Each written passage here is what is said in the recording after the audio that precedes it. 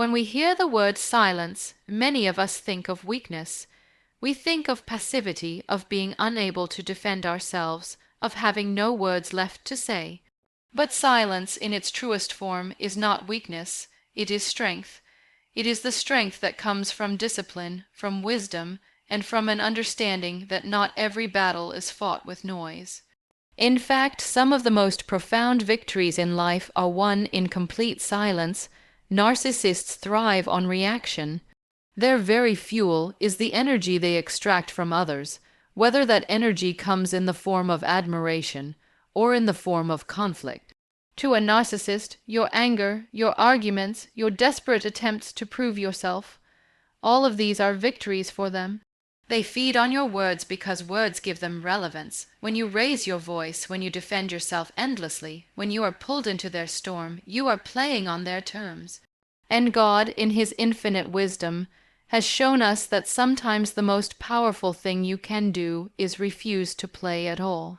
There is a verse that says, "Be still and know that I am God." Notice the language. It doesn't say speak, it doesn't say argue, it doesn't say prove yourself. It says be still. Stillness is not the absence of power, it is the presence of trust. When you are still, when you are silent, you are telling both yourself and the world that you are not at the mercy of someone else's chaos. You are anchored in something greater, something unshakable. Psychologically, silence creates a disruption. A narcissist expects you to react. They expect the shouting, the defense, the storm. When they don't get it, they lose control of the narrative. Silence throws them into a void where they can no longer feed off your energy. Instead, they are left to face themselves, and nothing terrifies a narcissist more than their own reflection. By remaining silent, you deny them the very fuel they crave. You refuse to be a participant in their performance. Philosophically, silence has always been seen as a higher form of wisdom. Socrates said that wisdom begins in wonder, and wonder begins in listening. Silence allows us to step back, to reflect, to act not out of impulse but out of clarity. When you are silent, you are not surrendering. You are choosing to elevate yourself above the pettiness of the situation. You are choosing to respond from a place of higher consciousness rather than from wounded pride. And spiritually, silence is one of the ways God speaks to us. In the noise of the world, in the noise of conflict, in the noise of arguments, His voice is drowned out. But in silence, you begin to hear Him. You begin to feel the calm reassurance that you do not need to fight every battle, because some battles are already won in the unseen realm. Silence becomes a form of worship. It becomes your declaration of faith that God is working, even when you are not speaking. So the next time a narcissist tries to bait you, remember this: silence is not your defeat, silence is their defeat. It is the refusal to hand them the keys to your peace. It is the refusal to let their noise define your truth. When you stand in silence, you are not empty. You are full, full of dignity, full of peace, full of the quiet power that God Himself has placed within you. And in that moment, your silence becomes louder than their words could ever be. True strength is not always found in the voice that shouts the loudest, but in the soul that chooses to stay silent and remain unshaken. If silence is the foundation of strength, then action is its natural extension. Narcissists are masters of words. They twist them, manipulate them, use them as weapons, and disguise lies in the clothing of truth. If you enter into a battle of words with them, you will always find yourself drained, because words are their territory. But actions they cannot bend, they cannot twist, they cannot argue with what is visible, lived, and consistent. Think about the wisdom in the line, "By their fruits you shall know them."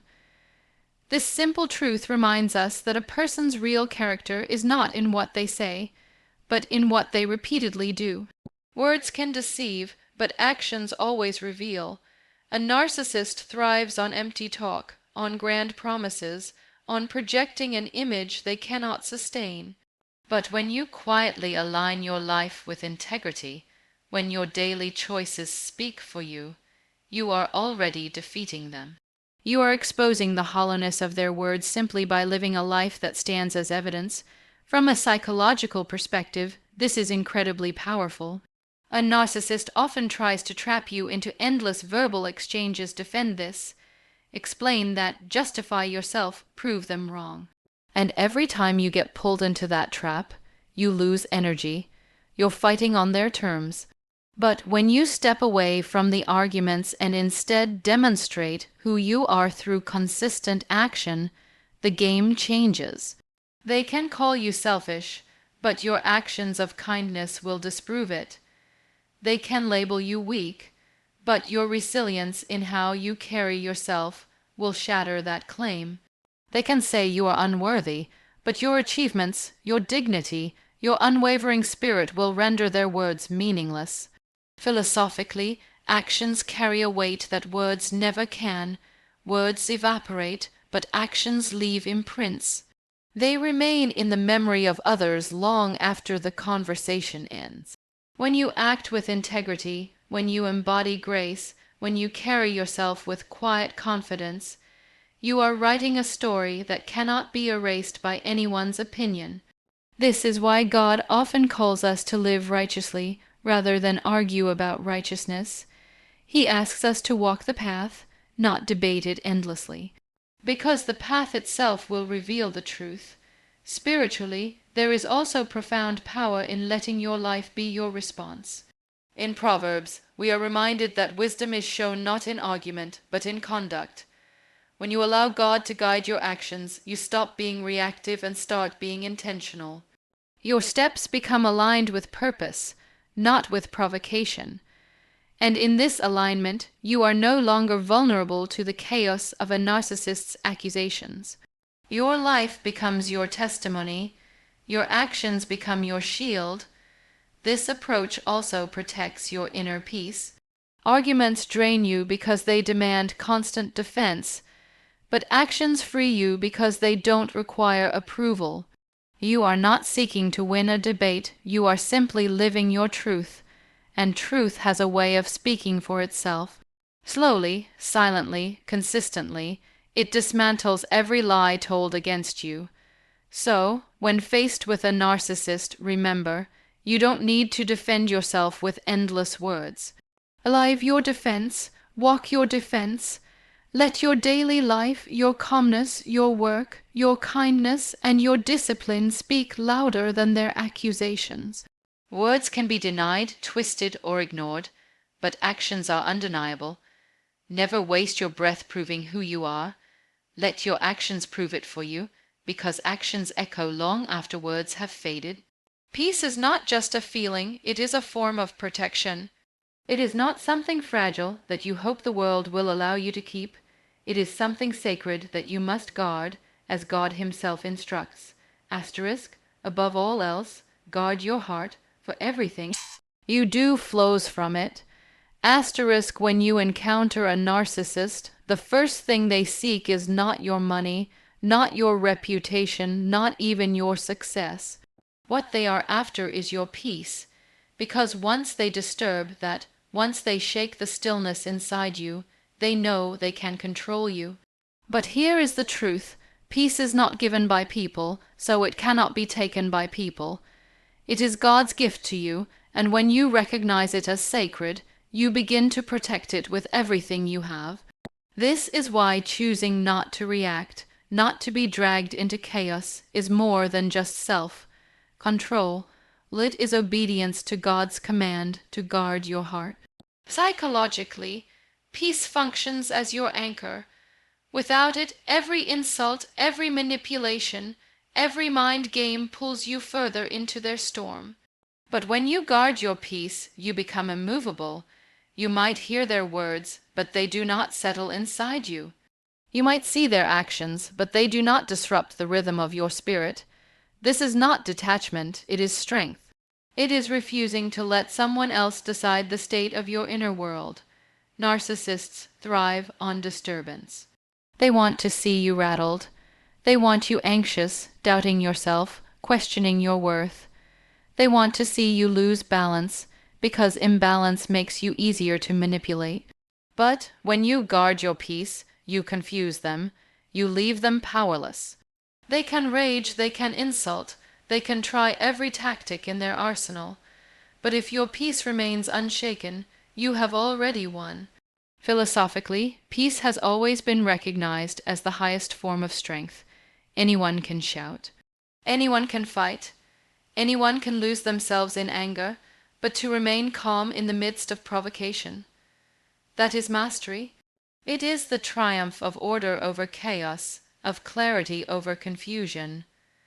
Guarding your peace is not running away from conflict.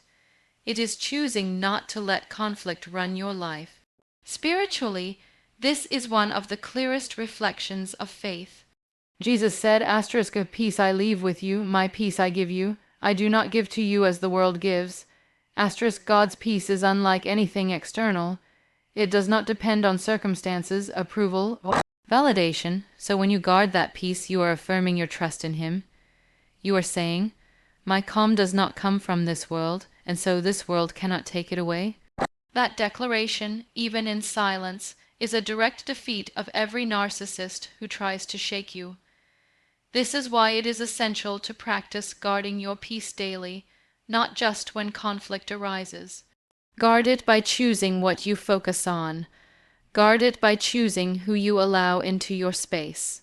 Guard it by reminding yourself that your worth is not defined by anyone's opinion, but by the one who created you. The more you protect your peace, the stronger your shield becomes, and the stronger your shield, the less power anyone has to invade your heart. So when the narcissist comes, and they will remember that the battle is not out there, the real battlefield is within. If you allow them to steal your peace, they win. But if you protect it, if you hold it close as the sacred gift it is, then you are already victorious, without lifting your voice or wasting a single word. Guard your peace like treasure, because once you do, no one, not even the loudest narcissist, can touch the stillness God placed inside you. There is something deeply unsettling to a narcissist when you refuse to retaliate. They thrive on cycles of conflict, the attack, the reaction, the escalation. It is a dance they know all too well. But the moment you stop participating in that dance, when you choose reflection over retaliation, the entire performance collapses. You are no longer playing the role they scripted for you, and that is where your power lies. Narcissists project their own emptiness outward. Every insult, every criticism, every attempt to belittle you is less about who you are and more about the void inside of them. They need to project it onto others because facing it within themselves is unbearable. When you retaliate, you confirm their illusion. You step into the mask they have created for you. But when you refuse to retaliate, when you respond with calmness and self-control, you hold up a mirror. Suddenly they are left to wrestle with their own behavior, and this reflection is something they cannot easily escape. Psychologically, this is why non-retaliation is so effective. Human behavior seeks patterns. If every time they provoke you, you explode, they learn that this is how to control you. But if their provocation is met with stillness, or even with unexpected grace, the pattern breaks. And when the pattern breaks, the power shifts. They no longer know how to handle you, because you are not responding from their script, you are writing your own. Philosophically, this is the essence of true mastery. Anyone can mirror hatred with hatred, anger with anger. That is the path of least resistance.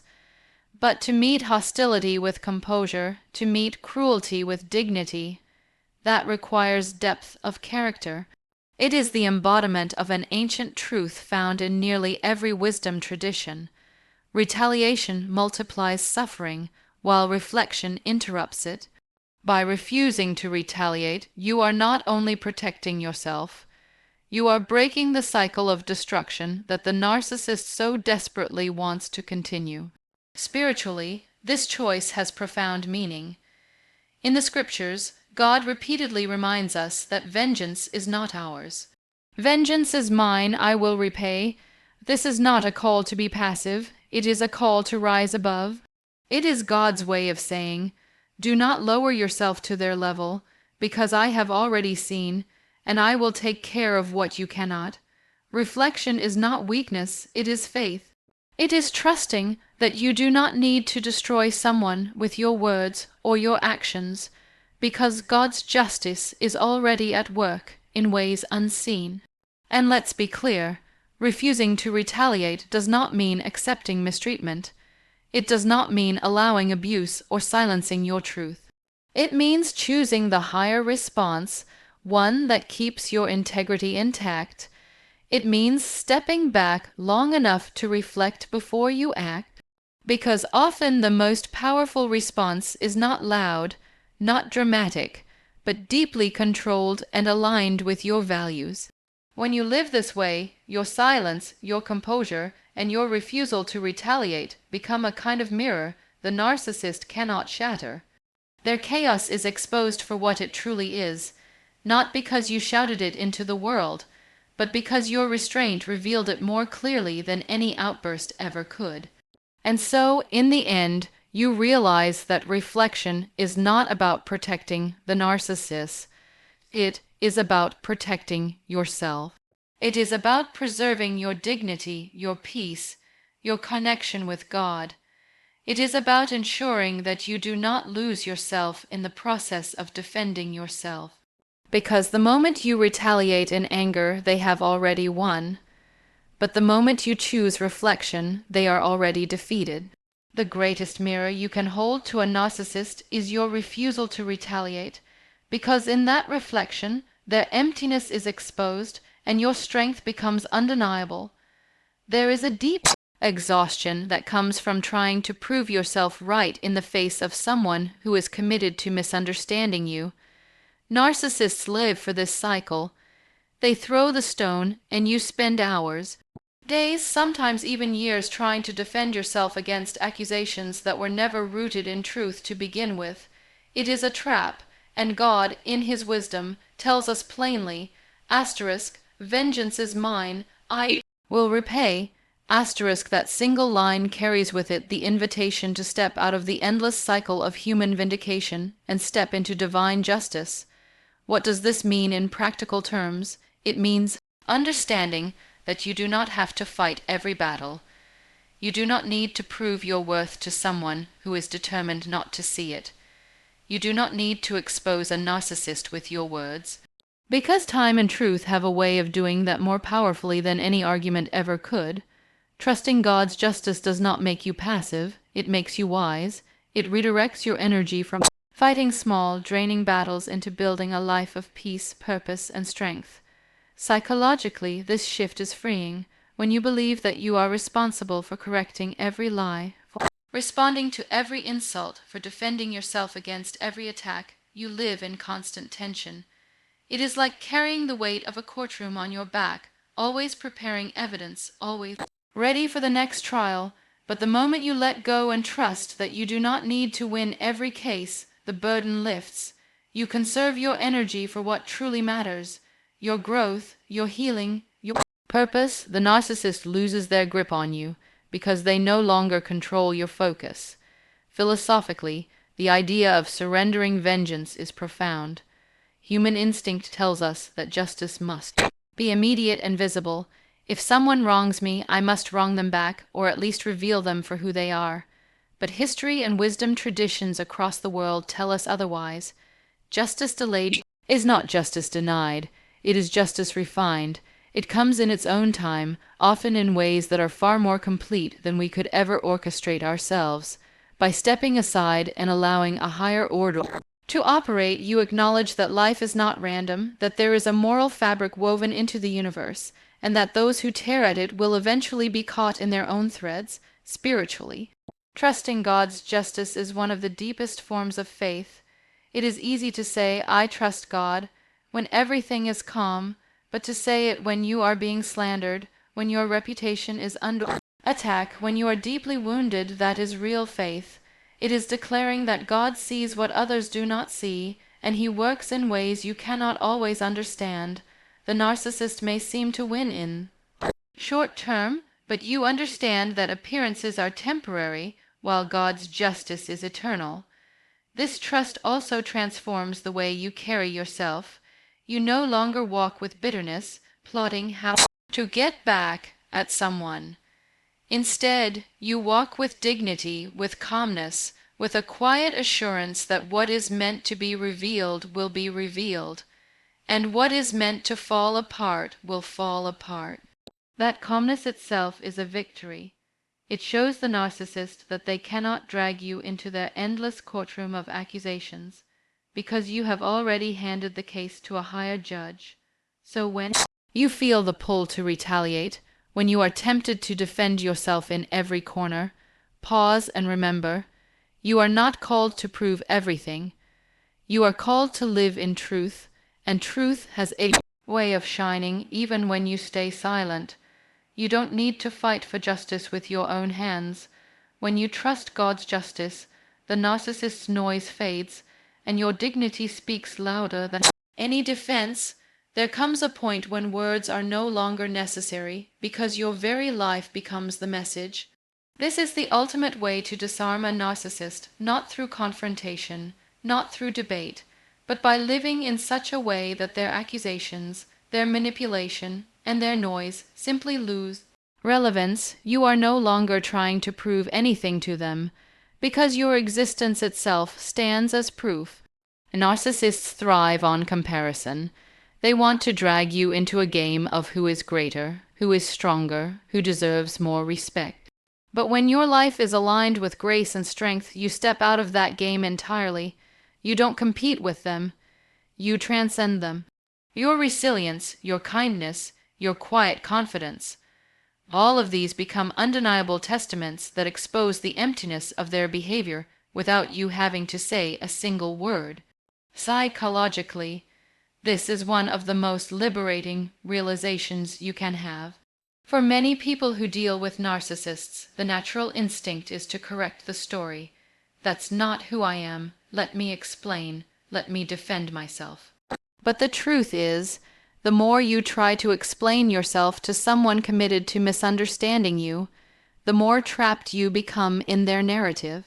The shift comes when you recognize that you do not need to explain. You need to embody. You need to live in such a way that the evidence of your integrity is undeniable. Over time, the contrast becomes so clear that even those who once believed the narcissist begin to see through the illusion. Philosophically, this is about the timeless principle that light naturally overcomes darkness. Darkness does not need to be argued with. It simply disappears when light enters. Your life, when it is aligned with truth and dignity, functions as that light. You don't need to argue with lies. You live in such a way that lies cannot survive in your presence. This is not about perfection. It is about consistency. It is about walking each day with integrity, showing through your actions, your relationships, and your choices that you are anchored in something greater than their chaos. Spiritually, this way of living reflects God's design for us. We are called not just to speak the truth, but to embody it. Jesus didn't spend his life arguing with every accuser. He lived with such love, such humility, and such strength that his life itself became the ultimate testimony. In the same way, when you carry yourself with grace, when you show kindness in a world that often rewards cruelty, when you remain strong without becoming hard, your life becomes your silent sermon. And that is something no narcissist can erase. This approach also transforms the way you see victory. Victory is not about silencing your enemies. It is about living so fully in alignment with God's purpose that their voices no longer matter. Victory is not about defeating them in the eyes of others. It is about refusing to be defeated within yourself. When you live this way, you stop asking, "How do I make them respect me?" and instead realize, "I already carry respect within me." That shift is powerful, because the respect you carry inwardly begins to manifest outwardly in ways no narcissist can touch. So remember this: Your life is not just your story, it is your shield. Every time you choose grace over retaliation, every time you choose integrity over compromise, every time you choose strength over surrender, you are quietly declaring victory. You don't need to shout it. You don't need to defend it. You only need to live it. In the end, you defeat narcissists not with words, but with the undeniable testimony of a life lived in grace, integrity, and unshakable strength.